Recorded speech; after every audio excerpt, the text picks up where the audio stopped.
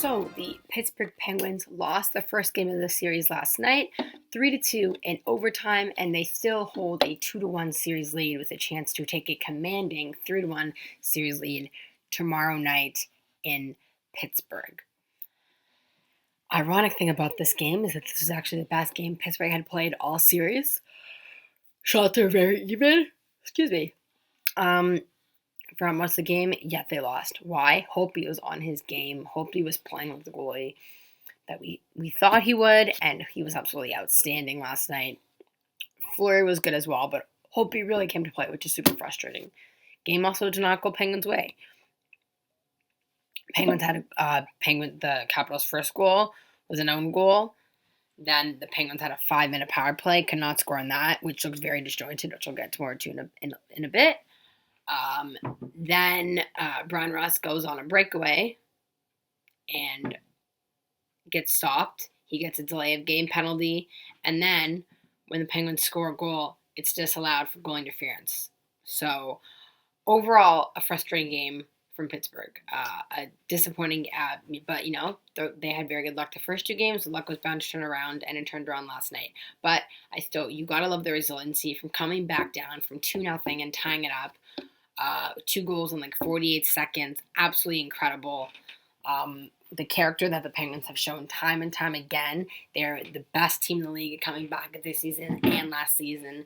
The old Penguins would have just folded and walked and broken and totally evaporated. But these Penguins come back and they're feisty, led by Gino Machino and Phil the Thrill and Justin Schultz. They came back, forced overtime, and they lost in the power play, which is understandable because Washington has an excellent power play and Pittsburgh lost the special teams battle. I'm fine with that penalty by Daly.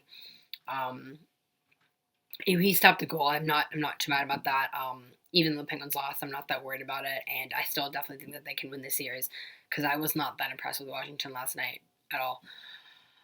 That being said, the big thing is no Crosby. Now, in case you have not heard yet, Crosby is out next game with yet another concussion, which now makes it 4 documented concussions in his NHL career alone, the second this season. His first 2 were from 2011 to 2012. He missed 41 games in the 2011 season and all of playoffs, and he did not return until November of 2011, the following season. He then played 8 games, got hurt in December, or he played 20 or so games, got hurt in December, and then missed more time and did not come back until the end of the season. And he missed, and that was in the prime of his career. He missed a year and a half. He missed, over 100 games due to injuries. He could already have he has 1,000 points. He could have well over 1,000 points. He could have close to 1,500 points right now had he not missed a year and a half. We as fans were robbed of a year and a half of his prime because those injuries happened when he was 24 and 25, playing right in the middle of a player's prime, playing the best hockey he'd ever played up until this season. He had a ridiculous 66 points in 41 games. Absolutely insane.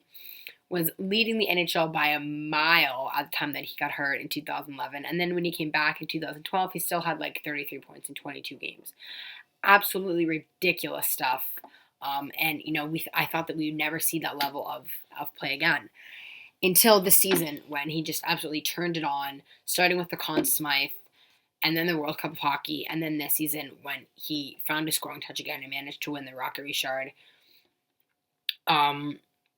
Maybe still didn't get 100 points, but only one player got 100 points. That was Connor McDavid, and no one gets 100 points anymore. So, and if Crosby did not miss 6 games to start the season, he definitely would have had 100 points. So he was on pace for 100 points. Incredible stuff. I think we really underestimate just how good Crosby is. You can hate him all you want, but the fact of the matter is that he is so good, and we are so blessed and lucky to witness Sidney Crosby in our lifetime. He's 5th all-time in points per game amongst players in an era where no one is scoring. 5th all-time is absolutely incredible. The Penguins' other superstar, Evgeny Malkin, is 11th all-time. And he's also someone that we don't appreciate enough. And he took the team on his back last night when Crosby got hurt. And he was a beast along with Phil Kessel. He's having a beast of a playoff. And when Crosby's not in the lineup, Malkin elevates his game. He has like 150 points in 115 games without Crosby in the lineup, which is just absolutely insane. So I definitely think that the Penguins can still win without Crosby because they have Malkin and because they have Kessel and because Fleury's playing the way he is, even though I don't know if it'll last, but Washington's not done much to convince me from last game. That being said, Pittsburgh has to get better on their power play because if they would have capitalized one of their 5 chances, it could be 3-0 later now, which is very different from a 2-1 series lead. But the hit.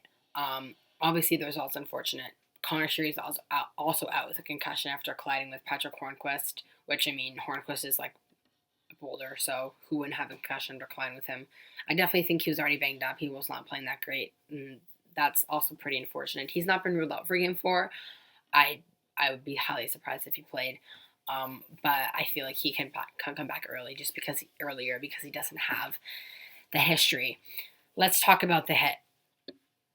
Well, there were 2 hits, first of all. There was the Ovechkin skate and stick getting Crosby in the head that knocked him down. And then as he's falling, Niskanen asides, oopsies, bang, cross-check to the side of the head. Now, Niskanen was already committed to the play, so he was going to hit him no matter what. But the fact that Niskanen says, oh, I didn't mean to hit him, it was unintentional, I don't buy that for 1 second. You do not just accidentally hit someone on the side of the head while he's already falling down. And yes, Ovechkin should have been called on that play for a penalty, for a trip. That was definitely a trip or a slash. And the 5 in the game was the right call. And people saying it's only 5 in a game because it's Crosby is absolutely asinine. Never once has a player been suspended. Maybe only once. Maybe once has a player been suspended for hurting Crosby. The amount of times that I've seen Crosby and Malkin take abuse from other teams is absolutely ridiculous. Mark Stahl was whacking and hacking in the back of Crosby's neck all year last year and every time he plays the Rangers. Dubinsky does it every game he plays Columbus. Niskanen did the same thing in games 1 and 2. So, when people say, oh, the NHL loves Crosby and it only happened because it's Crosby, is completely false. The league does not go out of its way to protect its stars. League could not give 2 shits about its stars. It does not market its players well at all. If it did, you would see Niskanen getting suspended for hits like that. This tells you the fact that he wasn't suspended. It's open season on heads. It's a playoffs. It's open season. Do whatever you want. It's a free-for-all. We first saw it with the Kuhnackel thing when Kuhnackel got attacked, and now we see this one. The guy who hit Kuhnackel, Calvert, did get suspended. Niskanen won't get suspended, which I think is a complete joke. It doesn't matter who's injured, if it's Crosby or if it's a fourth-line scrub. That is a suspendable offense. I do like to call 5 in a game, which is what the double IHF does, and I love that rule. It's an automatic game misconduct for a hit to the head, which I think the NHL needs to adopt because you see way fewer of that stuff in the double IHF because players know that they're going to get suspended and it works. You don't need to keep having these talks about suspensions. Is it enough? And people say it's a hockey play. I'm sorry. When is it a hockey play to cross-check a guy on the side of the head when he's falling down on the ice? I've never once seen that as a hockey play. And as a player, you are in full and complete control of your stick. It's not like you can say, oopsies, my stick left my body and hit him in the head. I didn't mean to do that. You meant to cross-check him. Definitely. Whether it was in the head or not is out of the question. But you meant to cross-check him. And because it was in the head, you deserve 5 in a game. And the NHL loves to suspend players that get injured, right? They love to suspend people that cause injuries. So this caused an injury. By that logic, they should have suspended him. I don't always agree with that logic, but if you're going by that logic, then they should have suspended him. And even if he wasn't injured and he was fine, I still think they should have suspended him. You have to suspend the intent and not the result. And Niskanen had a clear intent in my mind to cross-check him. Even if he meant to hit him in the head or not, he had a clear intent. And hitting him in the head is something that you cannot do. And by not suspending him, you are telling players that we are allowing this in the game. Go ahead. It's open season on heads. We don't care who you're hitting, but you can hit them and we won't suspend you. That's what it's telling me. And I'm seeing so many people on Twitter today, Penguins and Capitals fans are like so-called hockey experts, mainstream media guys saying that, and GMs, that it should not be suspended. It's a hockey play. As I said earlier, when was the last time a cross check to the side of the head was a hockey play? If he would have hit him normally, that's a hockey play. But Ovechkin slashing him in the head, Niskanen crushing him, are not hockey plays. Ovechkin should have been called for a minor, and Niskanen should be suspended for a game or two. But he's not. The only two mainstream media guys I've seen calling for a suspension are Craig Button of TSN, who I don't always agree with, but he's 100% right on this one, and Kevin McGran of the Toronto Star, who is great. He had a great article today in the Toronto Star on his Breakaway blog about how the NHL culture of violence fails once again to protect the Stars. Ken Campbell of Hockey News, who I also don't agree with a lot of time, said the same thing.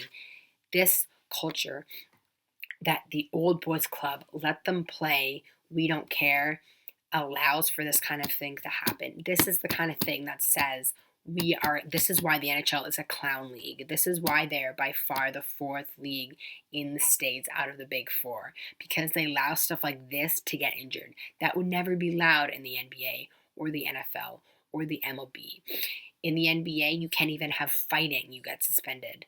In the NFL, as much as problems as they have had with concussions, you would never see someone openly do that. You think someone's going to take a run at Tom Brady like that? There would be no chance of that happening. The team would step up, the league would step up, and they would do something about it. The NHL constantly lets this happen time and time again, and it's a complete joke. And this is why the NHL is a clown league, and this is why they are a joke in the eyes of many Americans and of many people in North America.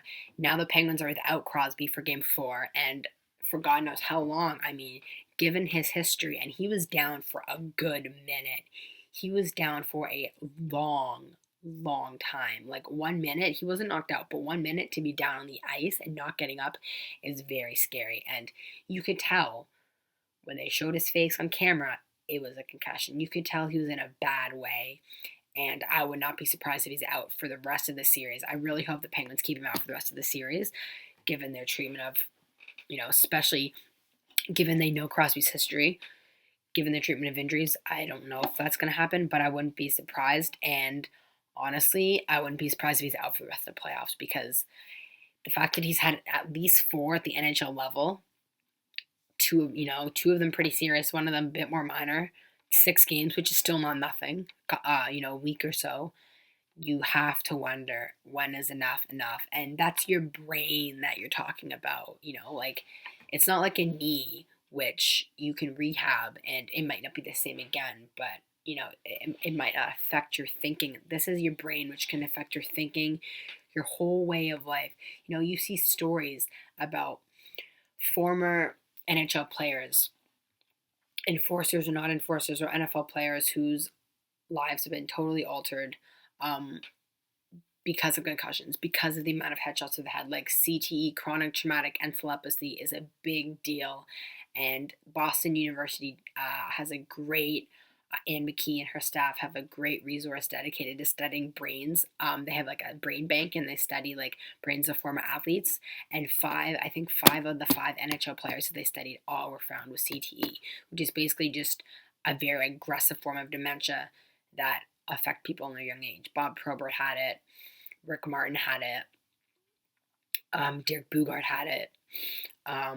A lot of enforcers, I don't know about Rick Rippon or Wade Belak, but a lot of enforcers have had it, and it often leads to violence, depression, and it's like a very enhanced form of brain damage. I'm pretty sure Derek Bugard, who was 28, had the brain of like a 50 or 60-year-old, like something just insane like this. So, it's not only like, obviously the Penguins have a huge loss on the ice, but now it's coming to the point of off the ice, worrying about his long-term health and how it's going to affect his daily life going forward. Because I know the first time he got concussion, it was just absolutely awful. He couldn't do anything for like months. And I just, given that and the fact he's already had one this year, and every time you get a concussion, your brain is more vulnerable because it's brain damage. You just wonder how many more he can take, how many more concussions that he can take. And honestly, he could retire tomorrow and make it to the end and make it to the Hockey Hall of Fame. Like, he's got nothing left to prove. He's got 2 cups. He's got 2 Hart trophies, nominated for a 3rd, by the way. He's got 2 Rocket Richards.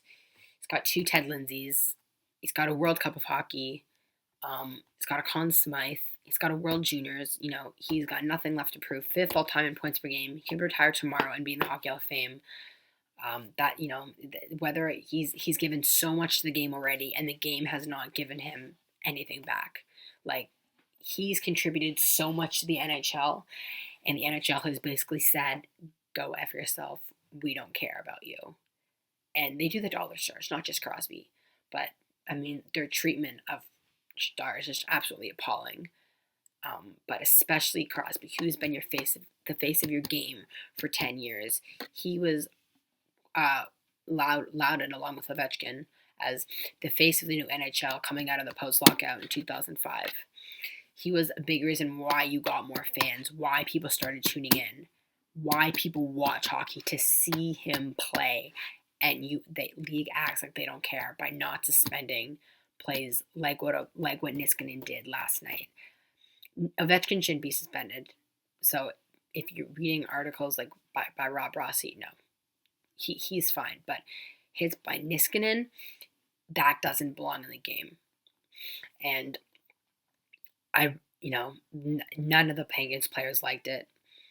I certainly didn't like it. Mike Sullivan wisely was not commenting because he doesn't want to get suspended by the league, because he knows he can't speak up because something's going to happen. And that's also his, people could say, oh, it's his ex-teammate, he didn't mean to do it. No, it doesn't matter. When you're on the ice, it doesn't matter who your ex-teammate is. You go after them and you hit him. And there's so many ways that hit could have been avoided, and it wasn't. And now Crosby could be concussed again for a long time. So it's very unfortunate that the league does not do anything more to stop that. And I love how Niskanen's playing the victim. I just think that's great, and it's hilarious. And he's not at all. He's totally at fault. And people that say that it was an accidental play and it was intentional, come on, watch the video. Think about it. The NHL is an old boys league run by old men who are living in the past. It's time to get with the future. It's 2017. It's not acceptable to cross-check someone in the side of the head when they're already falling on the ice, especially knowing that person has concussion history, and one more hit to the head could knock him out for good. For good. And that would just be a complete shame if he was forced to retire before the age of 30. Complete shame. Anyways, I think Pittsburgh can still win the series, that being said. Winning the cup without him, without Letang, without Murray, it's going to be very tough. We know Letang's are coming back. Crosby, we don't know. Murray could still come back. He is skating, so that's a positive sign. That's all I have for this video. Please like it, subscribe if you really like it. I'm sorry it's so long, but I had to get that out. And tell your friends, see everyone, let everyone know, what do you think of the hit? What do you think is going to happen in the series? And I'll see you after the next game. Bye for now.